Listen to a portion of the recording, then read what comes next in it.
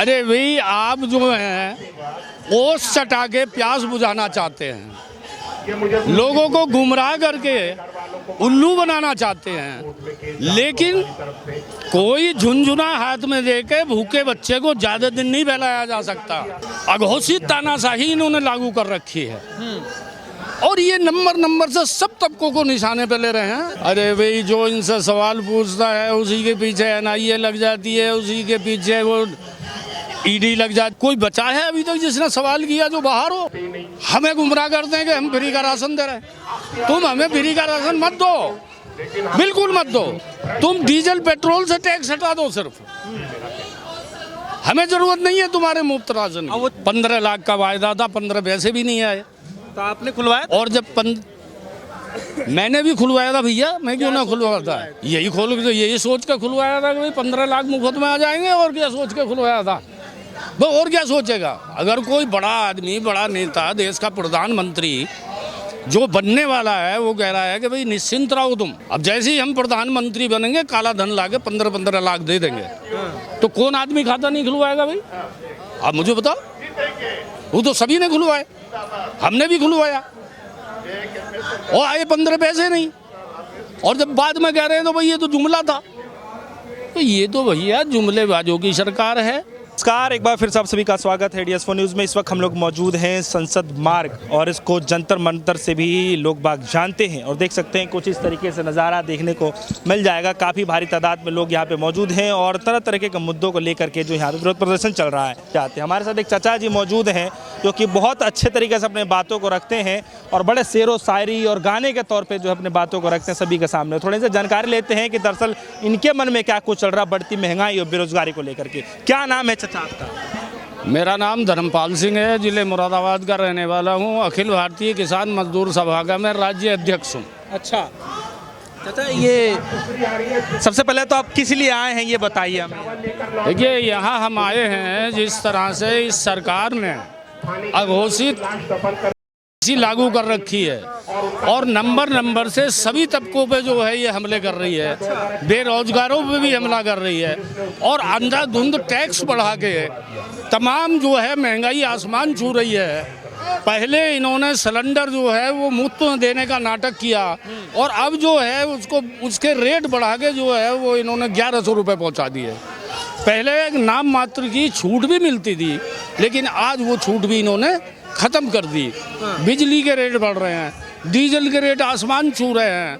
जब ये 2014 में यहाँ आए तब अंतर्राष्ट्रीय मार्केट में $135 प्रति बैरल के रेट थे।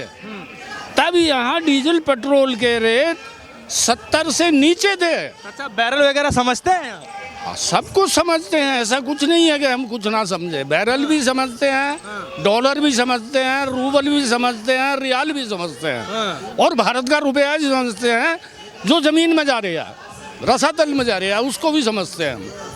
काफी पढ़े लिखे हैं चाचा। तो बात ये है कि वो ये जो अघोषित तानाशाही इन्होंने लागू कर रखी है और ये नंबर से सब तबकों को निशाने पे ले रहे हैं। क्यों लग रहा है कि जो है सरकार तानाशाही पे उतर गई है? क्यों लग रहा है? अरे भाई जो इनसे सवाल पूछता है उसी के पीछे एनआईए लग जाती है, उसी के पीछे वो ईडी लग जाती है, उसी के पीछे सीबीआई लग जाती है, उसी के पीछे इनकम टैक्स लग जाता है। कोई बचा है अभी तक जिसने सवाल किया जो बाहर हो? देश के अंदर कोई जो सवाल करने वाला आदमी हो वो बाहर छोड़ा है इन्होंने? नहीं छोड़ा ना।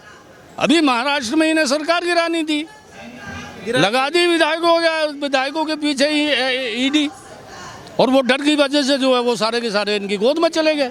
चूंकि ये ऑलरेडी चोर तो सब हैं भाई, कोई छोटा चोर है, कोई बड़ा चोर है। खैर, मैं बात महंगाई की कर रहा था और डीजल पेट्रोल की बात कर रहा था, वो बात मेरी दूसरी तरफ चली गई।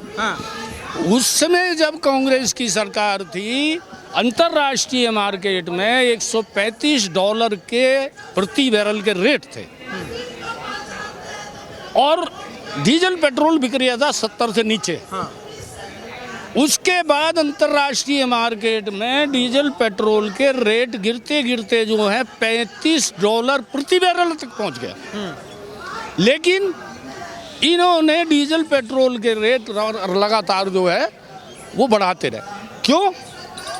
क्योंकि इनके ये जो है इस पर टैक्स लगा कर जो है अपनी कमाई कर रहे हैं। और ये इतना ही नहीं कर रहे, ये देश के लोगों की आंखों में झूल दोग रहे हैं टैक्सों के द्वारा। जनता बात समझती है जो आप बता रहे हैं, जनता सब समझती है भाई। ये है कि अभी जैसे तैसे करके जनता का काम जो है वो चल रहा है। लेकिन जनता समझ रही है, और नहीं समझ रही तो हम समझाने वाले हैं, हम समझाएंगे जनता को। गांव गांव जाके समझाएंगे। बीजेपी के नेता तो ये कह रहे हैं कि महंगाई तो है ही नहीं, गरीबों की थाली जो बता रहे हैं कि खाली है, उसको भरने का काम क्या है सरकार?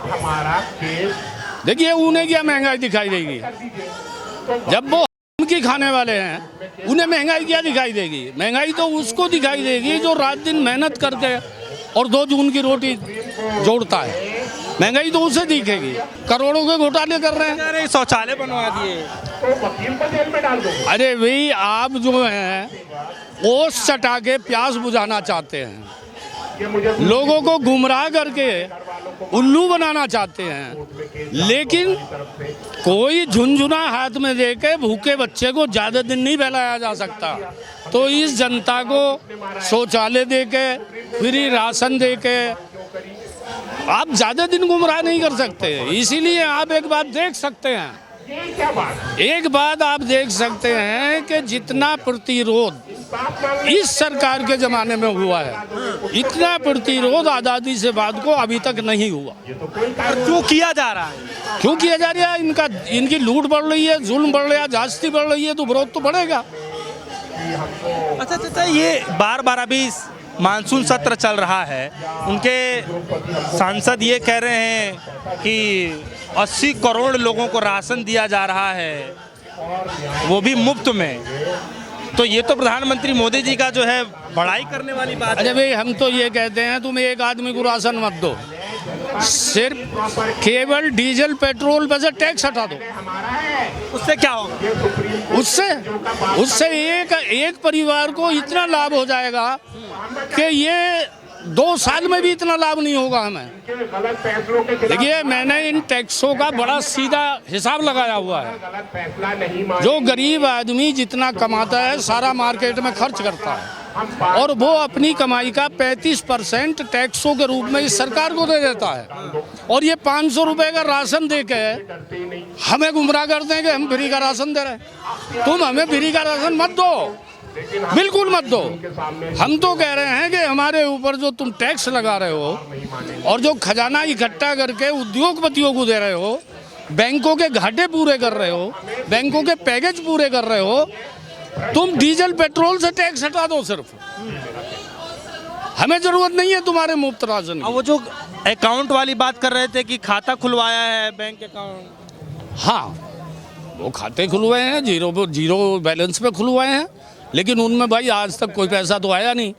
15 लाख का वायदा था, 15 पैसे भी नहीं आए। तो आपने खुलवाया? और जब मैंने भी खुलवाया था भैया, मैं क्यों ना खुलवाया था? यही सोच कर खुलवाया था कि भाई 15 लाख मुफ्त में आ जाएंगे। और क्या सोच के खुलवाया था? वो और क्या सोचेगा? अगर कोई बड़ा आदमी, बड़ा नेता, देश का प्रधानमंत्री जो बनने वाला है, वो कह रहा है कि भाई निश्चिंत रहो तुम, अब जैसे ही हम प्रधानमंत्री बनेंगे काला धन लाके 15-15 लाख दे देंगे, तो कौन आदमी खाता नहीं खुलवाएगा भाई? आप मुझे बताओ। वो तो सभी ने खुलवाए, हमने भी खुलवाया, और आए 15 पैसे नहीं। और जब बाद में कह रहे हैं तो भाई ये तो जुमला था, तो ये तो भैया जुमलेबाजों की सरकार है। और देशभक्त तो ये दुनिया के, भारत के शहरी गद्दार हैं, लेकिन ये देशभक्तों के साथ साथ राम भक्त हो रहे हैं। दिक्कत ये है, अगर राम भक्ति का मुलम्मा इनका ना चढ़ा हुआ हो ना, तो फिर इनकी ये कागज की हांडी जो है वो चलेगी नहीं।